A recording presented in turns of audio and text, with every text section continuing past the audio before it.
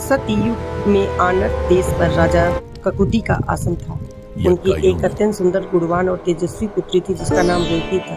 रेवती इतनी दिव्य और सर्वगुण संपन्न थी कि राजा कुकुदी को पूरे लोक में कोई भी राजकुमार उसके योग्य नहीं लग रहा था।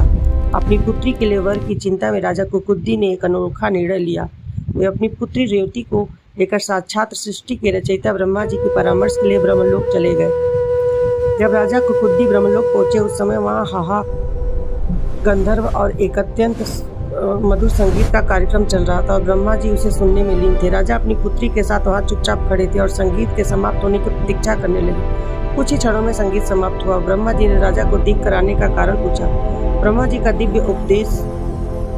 राजा ककुदी ने हाथ जोड़कर प्रणाम किया और उन योग्य राजाओं और राजकुमारों की सूची ब्रह्मा जी के सामने रख दी जिन्हें वे अपनी पुत्री के लिए सही समझते थे। राजा की बात सुनकर ब्रह्मा जी जोर से हंस पड़े। ब्रह्मा जी ने कहा, हे राजन, जिन राजाओं या उनके पुत्रों के नाम तुम ले रहे हो उनमें से अब पृथ्वी पर कोई नहीं बचा है। यहाँ तक कि उनके वंशज और उनके वंशजों के वंशज भी समाप्त हो चुके हैं। तुम जिस समय वहाँ आए थे, जितनी देर तुमने यहाँ संगीत सुना उतनी देर में पृथ्वी पर लाखों करोड़ों वर्ष बीत चुके हैं। ब्रह्मा जी ने काल समय का रहस्य समझाते हुए कहा कि ब्रह्मलोक का समय और पृथ्वी का समय पूरी तरह अलग है। ब्रह्मलोक के कुछ क्षण या मिनट पृथ्वी के कई युगों के बराबर होते हैं। राजा, जब तक ब्रह्मलोक में रुके थे तब तक पृथ्वी पर सतयुग बीत चुका था, त्रेता युग भी समाप्त हो चुका था और द्वापर युग का अंतिम चरण चल रहा था।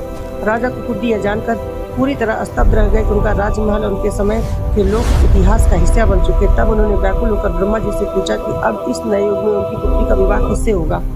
ब्रह्मा जी ने उन्हें ढांढस बताया और कहा, चिंता मत करो, इस समय पृथ्वी पर स्वयं भगवान विष्णु अंश साक्षात श्री कृष्ण उनके भाई बलराम जी अवतार ले चुके हैं। तुम अपनी पुत्री रेवती को लेकर तुरंत द्वारका नगरी जाओ। बलराम जी ही तुम्हारी इस दिव्य पुत्री के लिए सबसे योग्य वर है। ब्रह्मा जी की आज्ञा पाकर राजा कुकुदी अपनी पुत्री के साथ वापस पृथ्वी पर आए। उन्होंने देखा कि सब कुछ बदल चुका है। सतयुग के मनुष्यों की तुलना में द्वापर युग के मनुष्यों का आकार, लंबाई और आयु बहुत छोटी हो चुकी थी। जब वे द्वारिका पहुंचे तो उन्होंने पूरी कथा बलराम जी को बताई। बलराम जी ने रेवती को अपनी पत्नी के रूप में स्वीकार किया। इस प्रकार सतयुग में जन्मी रेवती का विवाह द्वापर युग के अंत में शेषनाग के अवतार भगवान बलराम से हुआ। यह कथा हमें बताती है कि हमारे प्राचीन पुराणों में समय की गति और ब्रह्मांड